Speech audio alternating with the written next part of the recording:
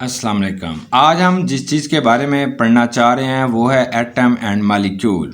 तो बेसिक जो चीज़ हमारे पास आती है उसे हम कहते हैं मैटर। इस कायनात में हर वो चीज़ जो जगह घेरती है, वज़न रखती है, जिसका कोई वजूद है, जिसका कोई नाम आपको आता है, जिसको आप महसूस कर सकते हैं, that is known as a matter. Matter को हम यूँ डिफाइन करते हैं, matter has a mass and volume is known as a matter. For example pen, ink, air, जितनी भी सब्सटेंसेस हमारे अराउंड पाई जा रही है इन सब को आपने मैटर कहते हैं।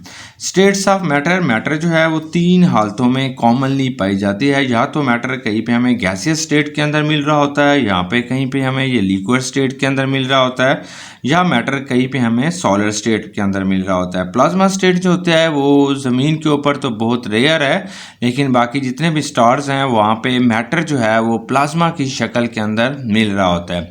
दुनिया में कोई भी चीज़ जो है वो नॉन मैटर नहीं है।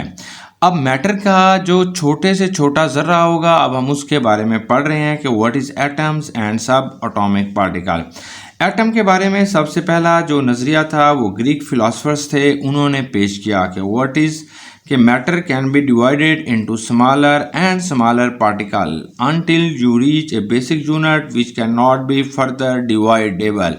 तो उनकी ज़ुबान के अंदर ऐसा छोटा यूनिट जो मज़ीद डिवाइड नहीं होता था, इसको वो एटम कहते थे। एटम ग्रीक ज़ुबान का लफ्ज़ है। ए का मतलब है नॉट, टॉम्स का मतलब है कट टेबल। तो ऐसी thing which is not cuttable is called atom, या everything which is a indivisible is known as a atom. तो अब हम इसे यूं भी डिफाइन कर सकते हैं, the smallest particle of a matter which can not be further divided, further cuttable, indivisible is known as a atom. तो एटम का जो नाम था वो एक अजीम साइंटिस्ट थे, डेमोक्रिटस। उन्होंने पहली दफ़ा, यानी ये क्वेश्चन आता है कि who give name to atom, तो Democritus was the first Greek philosophers name to an atom.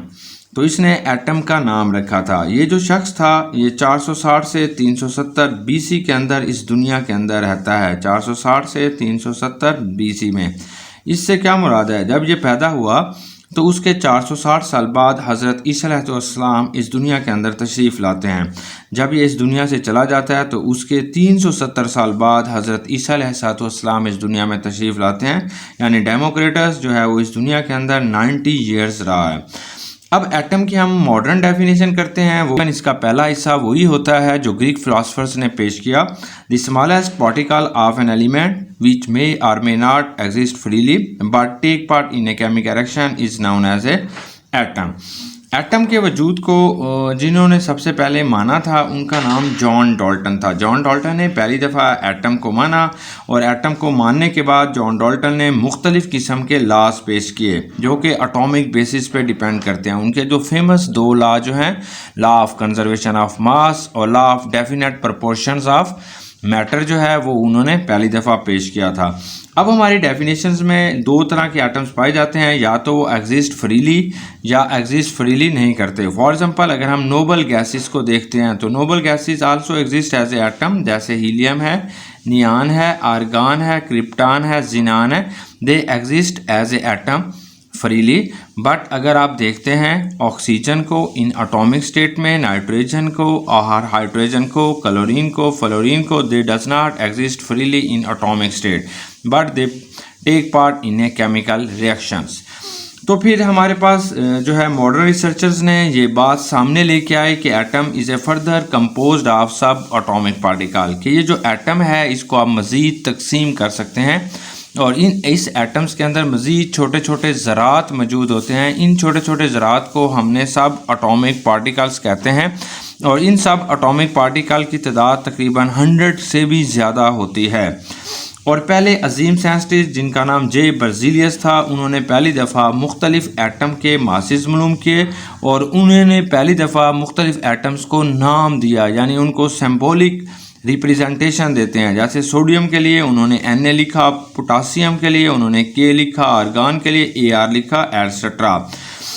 तो फिर इसके बाद हमारे पास एविडेंसेस ऑफ एटम आता है कि एटम को आप कैसे देखते हैं। तो एटम को आमतौर पर देखने के लिए हमने इलेक्ट्रॉन माइक्रोस्कोप को इस्तेमाल करते हैं। आम माइक्रोस्कोप जो ऑप्टिकल माइक्रोस्कोप होती है, इससे हम एटम को नहीं दे सकते, because atom is a extremely small particle, और जो वेवलेंथ ऑफ लाइट होती है वो ज़्यादा होती है, जबकि इलेक्ट्रॉन का जो साइज़ है वो बहुत छोटा है, इसलिए आप इसे नहीं देख सकते।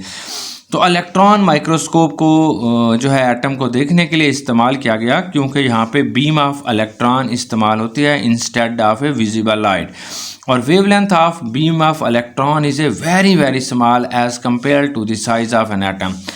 तो इस तरीके से हम इलेक्ट्रॉन माइक्रोस्कोप को यूज़ करके एटम का साइज़ देख सकते हैं। ये MCQs आता है कि ऑप्टिकल माइक्रोस्कोप सिर्फ उन चीज़ों को देख सकती है जिनका साइज़ 500 नैनोमीटर तक होगा, लेकिन एटम का साइज़ जो है वो 0.2 नैनोमीटर तक होता है, इसलिए हम उसको यूज़ नहीं कर सकते। अब एटम का मास कितना होता है? एटम का मास 10 की ताकत -27 से लेके 10 की ताकत -20 kg तक होता है। एटम के मासिस को आमतौर पर ज़हर करने के लिए हम एटॉमिक मास यूनिट को यूज़ करते हैं। 1 AMU is equal to 1.661 10⁻27 kg के बराबर होता है। अगर आप इसे ग्राम्स में लेना चाहते हैं तो इसे 1000 से मल्टीप्लाई कर दें या इसमें से 3 निकाल दें तो 1.661 10⁻24 ग्राम्स हो जाएगा, या इसे मिलीग्राम में लेना चाहते हैं तो 1.661 10⁻21 मिलीग्राम जो होता है वो एटम का मैस होगा। अब एटम का हमारे पास डायामीटर क्या होता है? डायामीटर क्या होता है कि अगर किसी भी गुलदारे को आप लेते हैं तो इसके दोनों किनारों तक का जो फासला होता है दैट इज़ कॉल्ड डायामीटर। तो एटम का जो डायामीटर है अगर आप मीटर में लेंगे तो 2 × 10⁻⁻10 मीटर के बराबर होता है, और अगर आप इसे नैनोमीटर में लेंगे तो ये 0.2 नैनोमीटर के बराबर होगा। हम जानते हैं कि 1 नैनोमीटर जो होता है दैट इज इक्वल टू 10 की ताकत -9 मीटर के बराबर होगा, तो 0.2 नैनोमीटर हो जाएगा।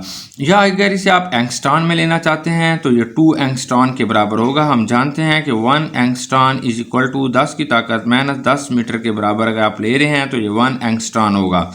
अगर आप इसे किलोमीटर में लेना चाहते हैं तो 2 × 10⁻13 किलोमीटर होगा। अगर सेंटीमीटर में लेना चाहते हैं तो 2 × 10 की ताकत -8 सेंटीमीटर के बराबर जो है एटम का डायामीटर होगा। अगर हम इसका रेडियस लेना चाहते हैं तो रेडियस जो होता है radius is equal to half of the diameter. जो भी डायामीटर होता है इसको 2 पे तकसीम कर दें तो हमारे पास रेडियस बनेगा। तो एटम का जो रेडियस होता है वो 1 × 10⁻10 मीटर के बराबर होगा, यानी उसका हाफ ले लेंगे 0.1 नैनोमीटर होगा, या 1 एंगस्ट्रॉन के बराबर जो होगा वो एटम का रेडियस होता है। कोई भी एटम जो होता है वो 2 हिस्सों पर मुश्तमिल होता है। एक उसका अंदर वाला हिस्सा होता है जिसे आप न्यूक्लियस कहते हैं। न्यूक्लियस के अंदर जितने भी सब एटॉमिक पार्टिकल्स हैं जिनका आपको नाम आता है सारे मौजूद होते हैं एक्सेप्ट इलेक्ट्रॉन। यानी न्यूक्लियस के अंदर प्रोटॉन होगा, न्यूट्रिनो होगा, एंटी न्यूट्रिनो होगा, मेजरॉन होगा, हाइपरॉन होगा। तमाम nucleus particles are present in nucleus, यानी सारे पार्टिकल सिर्फ न्यूक्लियस के अंदर मौजूद होते हैं। न्यूक्लियस के बाहर सर्कुलर ऑर्बिट्स होते हैं या एलिप्टिकल ऑर्बिट्स होते हैं जिनके अंदर इलेक्ट्रॉन जो होते हैं मूव करते हैं। तो इस तरीके से electron is not A particle of nucleus, ये न्यूक्लियस का हिस्सा नहीं होता। तो ये हमारे पास एक ज़्यादा अच्छी फ्लोशी डायग्राम है कि एटम जो होगा दैट कंसिस्ट ऑफ न्यूक्लियस। एक इसके अंदर न्यूक्लियस होता है और न्यूक्लियस के अंदर न्यूट्रॉन्स होते हैं, exist in neutrons and protons पाए जाते हैं। और ये जो बाहर होता है न्यूक्लियस के बाहर जो चीज़ होगी that is A only electron. तो ये जो प्रोटॉन होते हैं ये हमेशा इलेक्ट्रॉन को अपनी तरफ कशिश कर रहे होते हैं और इनके दरमियान में एक जो है फोर्स ऑफ अट्रैक्शन जो है वो हमेशा एग्जिस्ट कर रही होती है। अब हमारे पास electron, proton, neutron, hyperon, neutrino, anti neutrino, positron ये सब के सब जो होते हैं they are called sub atomic particles, यानी एटम से छोटे ज़रात कहलाते हैं। लेकिन इन तीन में जो बेसिक यूनिट हैं वो 3 electron, proton and neutron, these are called fundamental particles, क्योंकि कोई भी हमारे पास एटम ऐसा नहीं है जिसके अंदर इलेक्ट्रॉन, प्रोटॉन और न्यूट्रॉन ना हो। अब हमारे जो न्यूक्लियस के अंदर मौजूद हैं वो प्रोटॉन और न्यूट्रॉन है। They are also called nucleons भी इन्हें हम कहते हैं, न्यूक्लियॉन्स नंबर भी कहते हैं, इन्हीं को आप मास नंबर भी कहते हैं, यानी number of proton and neutron is called mass number. अब ये कुछ MCQs आते हैं जो इस चैप्टर में से या इस टॉपिक्स में से जो MCQs आएंगे वो ये वाले हैं। Which is not a nuclear particle. तो electron is not a nuclear particle because electron जो होता है वो न्यूक्लियस के बाहर पाया जाता है, न्यूक्लियस के अंदर नहीं पाया जाता। तो सेकंड जो MCQs यहाँ से रिलेटेड MCQs आ जाता है वो ये है कि हाउ मैनी सब एटॉमिक पार्टिकल में be present inside the nucleus. तो अब तक तकरीबन मोर देन 100 के करीब जो हमारे पास न्यूक्लियर पार्टिकल्स हैं जो न्यूक्लियस के अंदर पाए जाते हैं, उनकी तादाद 100 से तकरीबन ज़्यादा होती है। अब एक हमारे पास चीज़ आती है जिसे हम कहते हैं एलिमेंट। कि एलिमेंट क्या चीज़ होती है। तो एलिमेंट क्या होता है कि ऐसी substance which consist of pure atoms. तो एलिमेंट वो होते हैं जो सिर्फ और सिर्फ प्योर एटम्स पर मुश्तमिल होते हैं, that is known as a element. For example ये हाइड्रोजन जो होगा इसको आपने एक एलिमेंट कहते हैं। आगे ये वाला जो है वो 3 एटम्स पर मुश्तमिल होता है। एक को आप प्रोटियम कह रहे हैं, ड्यूटियम कह रहे हैं और तीसरे को आप ट्रिटियम कह रहे हैं। These are atoms. तो व्हाट इज एलिमेंट। तो ऐसी substance which consist of pure atoms is known as a element. तो हाइड्रोजन एक एलिमेंट है। आगे ये 3 तरह के प्योर एटम्स पर मुश्तमिल है। अब सेकंड जो हमारा टॉपिक है दैट इज कॉल्ड मॉलिक्यूल।